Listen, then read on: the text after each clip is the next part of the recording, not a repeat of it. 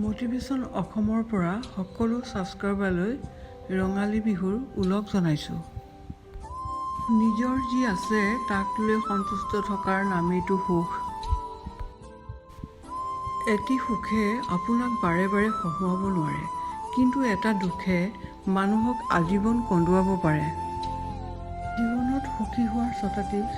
য'ত তোমাৰ কলৰ নাই তালৈ নাযাবা, যি নুবুজে তাক বুজাবলৈ নাযাবা, সত্য কথা ক'লে যাৰ খং উঠে খং ভাঙিবলৈ নাযাবা, যি তোমাৰ চকুৰ তললৈ নামিছে তাক ওপৰলৈ তুলিবলৈ চেষ্টা নকৰিবা, জীৱনত কোনো সমস্যা আহিলে কেতিয়াও ভাঙি নপৰিবা, যি জলবায়ুৰ দৰে সলনি হয় তাৰ লগত সম্পৰ্ক নাৰাখিবা।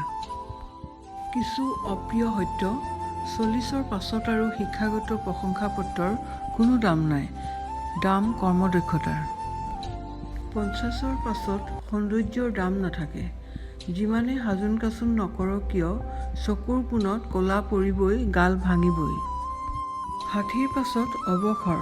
পুৰণা চেহেৰাৰ কোনো দাম নাই, বেংকৰ মেনেজাৰ অথবা পিয়ন দুয়োজনৰে একেই পৰিচয়, প্ৰাক্তন বেংককৰ্মী। 70ৰ পাছত ডাঙৰ ঘৰ আৰু সৰু ঘৰৰ কোনো তফাত নাই, ঘৰ বুলিলে তেতিয়া মাত্ৰ বিচনা।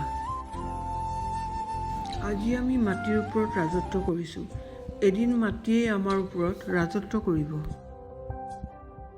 যিয়ে অন্যৰ চকুপানী বোৱাই তেওঁ পাহৰিব নালাগে যে নিজৰো দুটা চকু আছে।